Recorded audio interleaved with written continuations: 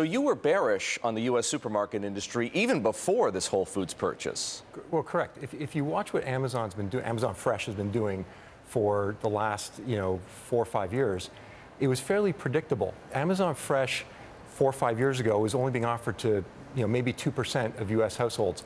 And Amazon's been expanding that over the last 3, 4, 5 years, so that as recently as this week, somewhere between 12 and 14% of U.S. households have access to Amazon Fresh. So the competition has been growing. At the same time, what we've seen in the last few months is Aldi and Lidl, which have made a huge impact in Europe, talking about opening more and more stores. So competition was increasing, and then you saw Kroger on Thursday take down numbers, and now you see Amazon doing this, because we think this is the Holy Grail and Amazon is making the next move. So we all have this sense, if you will, that Amazon buying Whole Foods is a game changer. How do you think about it? Oh, it is staggering. I mean, this is drop the bomb on the industry, the house is on fire.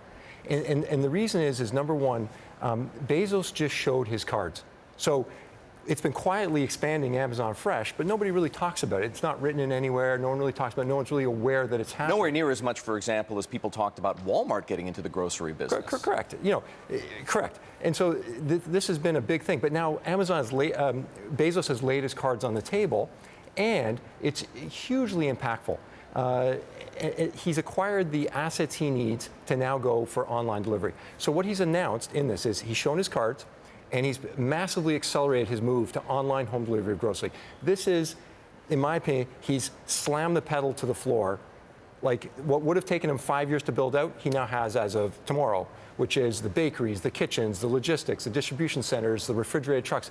All of that is happening now as we speak. Online home delivery of grocery is something other than, beyond, if you will, what other supermarket companies, right?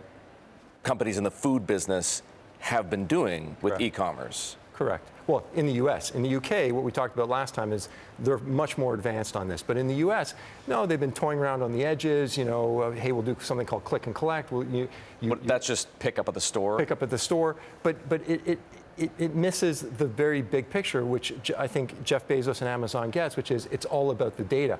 How does Google make money? How does Facebook make money? It's off of advertising.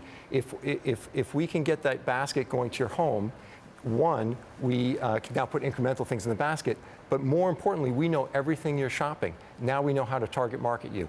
That's the Holy Grail. That's what you and I spoke about last January.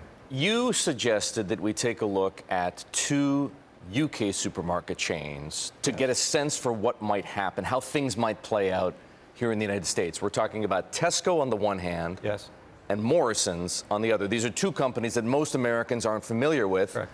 But they've been dealing with this shift to online delivery for how long now? Oh, well, I mean, Ocado started home delivery of grocery over a decade ago, but it's really accelerated in the last 4 or 5 years again. And so, to put it in perspective, Tesco is the #1 largest grocer in the UK, and the UK market underwent 2 phenomena. One is the advent of Aldi and Lidl, so at the very low, hard discounter, 1,200 items in the store, and on the other side of the spectrum was the online delivery of grocery. And so if you look, Tesco over the last 5, 7 years, it's been crushed, right? It's down 60%. If we look at the chart, Tesco versus Morrison's. Oh yeah. Well, the difference is that Morrison's here we are. Okay, about 3 or 4 years ago, Morrison's signed a deal with Ocado. So basically, Morrison's was the #4 player in that market, and realized that everybody was going online, that they couldn't compete. They didn't have the resources, the know-how, the sophistication. They signed a deal with Ocado, and within 2 to 3 years, Ocado took them from 0 to 400 million pounds of revenue, and became the 2nd largest player of online delivery of grocery in the UK market, and profitable. And Ocado is a British company that does what exactly? People think they're a grocer. They're not. They're a logistics technology company, which is basically an end-to-end solution. So from your user interface as a consumer, I go online and I pick out the things I want, and then they show up at my door within a 1-hour window of my choosing. And as we mentioned in January, I get better selection. I get obviously better convenience because it's being delivered to me. And ultimately, I get better freshness because the way the logistics works is once you centralize down to one hub instead of having hundreds of stores, everything's fresher. So hang on a second. You love Jeff Bezos. You think the guy's a genius, a financial genius, a business genius. You told me as much in January.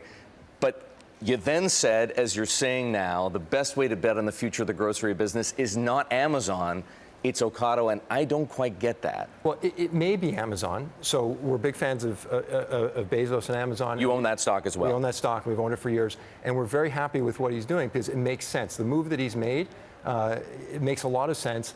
And I believe that this may be the checkmate move for the grocery industry. So if you looked out 10 years, where is grocery in the U.S. going to be? This may be it. Depends what the competitors do.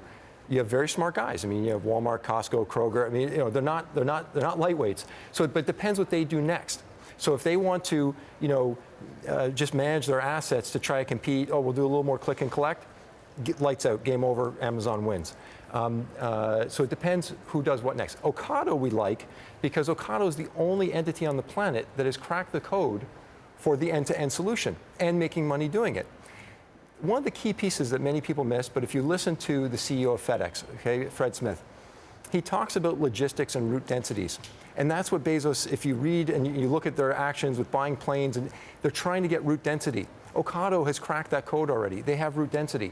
Their trucks in the UK are twice as productive as the next closest player. So their business model is predicated on being a third-party provider. Correct. That's their goal. They do they sell themselves in the UK, but they're offering what they call the OSP, the Ocado solution. They offer it to other grocers. Could they become captive? Should somebody buy Ocado? It's a no-brainer. Look, my opinion is it's a no-brainer. You could buy the milk from the cow, or you can buy the cow. Okay, so certain people will have to buy the milk from the cow, so they'll buy their system, and that's what they'll get. And it's a good system. It works in the UK, and it's worked for Morrison's. Or there's certain players who should just buy the cow and not allow anyone else to have milk. Like who?